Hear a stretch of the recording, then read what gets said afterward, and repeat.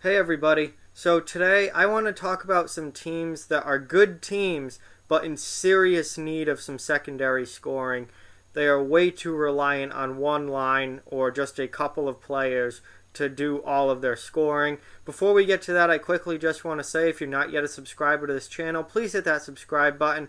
As long as you're a fan of hockey and a fan of the NHL, there are videos here for you. I cover topics from across the league. So there's definitely something here that you'll enjoy. So hit that subscribe button. Thank you. So these are three teams that really stand out to me as being one-line teams. And they're good teams, and they're teams that I think absolutely could be playoff teams this year. Two of them I think for sure will be playoff teams this year. But they need to find some secondary scoring and get some help outside of their best players, because one-line teams can be good teams, and they can do well in the regular season. But a one-line team cannot win the Stanley Cup. A one-line team cannot even go deep into the playoffs, because the deeper you get into the playoffs, the tougher your competition gets, obviously.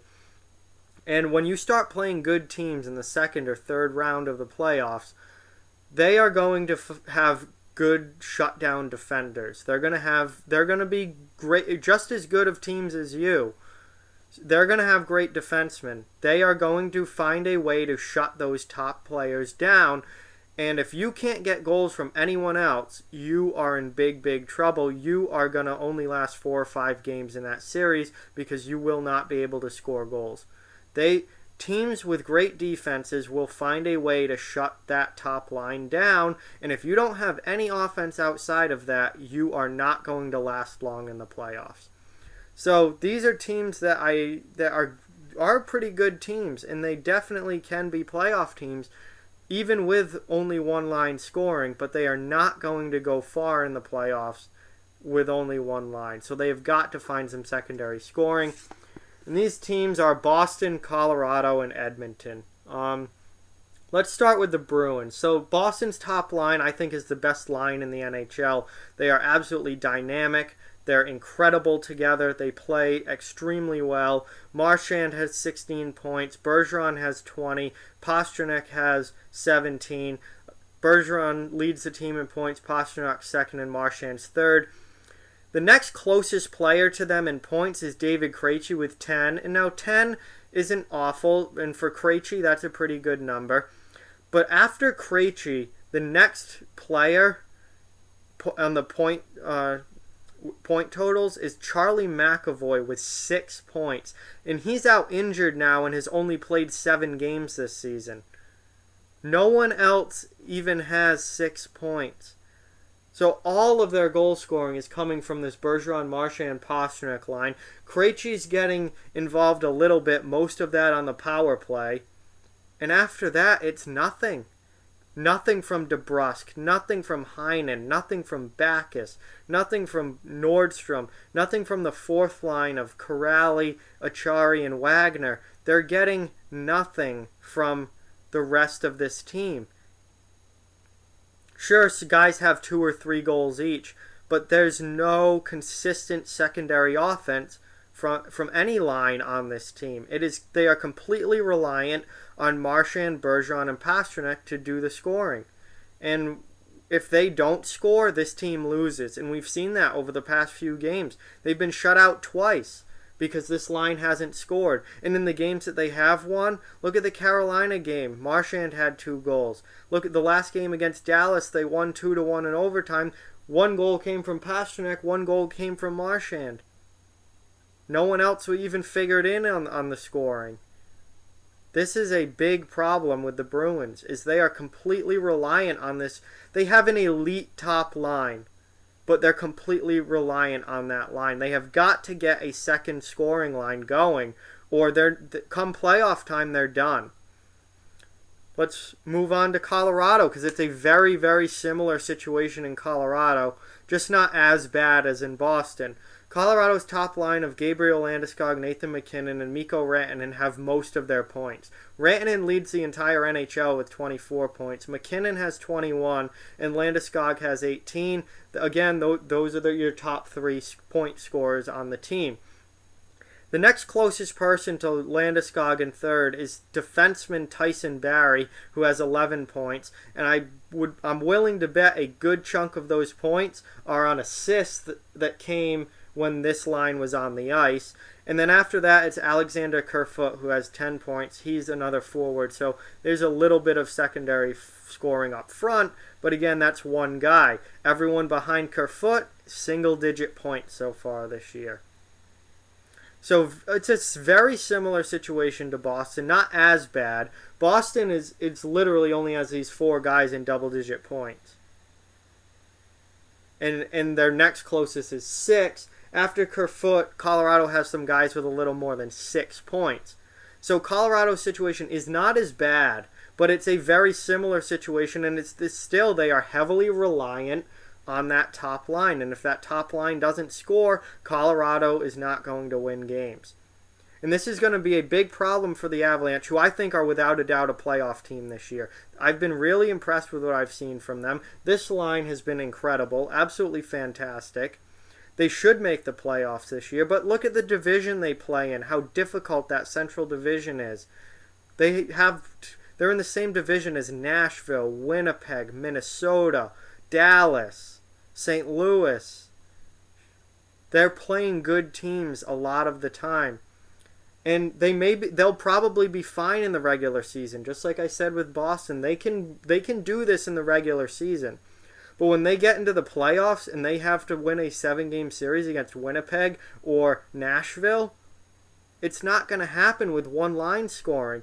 Nashville's got the best defense in the league. They will shut this line down. And if you don't have scoring after that, you're done. You can't win. Winnipeg will shut this line down. Dustin Byfuglien will throw Nathan MacKinnon around. He will throw Mikko Rantanen around. He will stop this line. He will be physical and really slow this line down. They also have other great defensemen too. Morrissey, Trouba, Tyler Myers. They have good big defensemen in Winnipeg. That defense will do a number on this top line. They will make sure that this line maybe isn't stopped, but will absolutely be slowed down.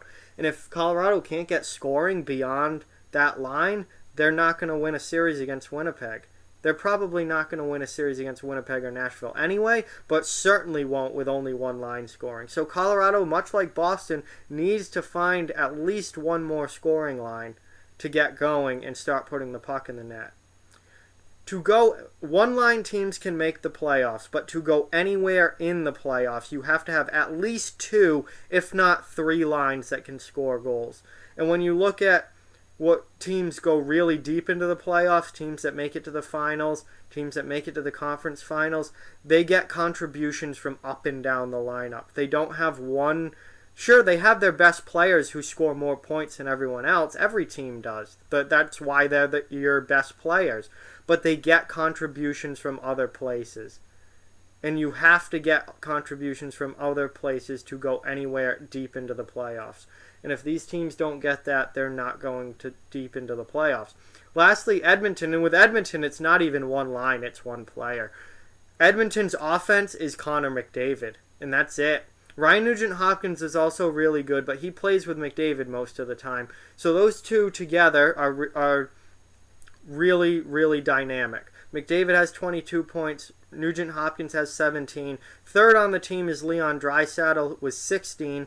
Now, Draisaitl has his own line most of the time, but he also plays with McDavid on the power play. So a lot of these points, I believe Draisaitl has 7 of his 16 points are on the power play. So not quite half, but pretty close.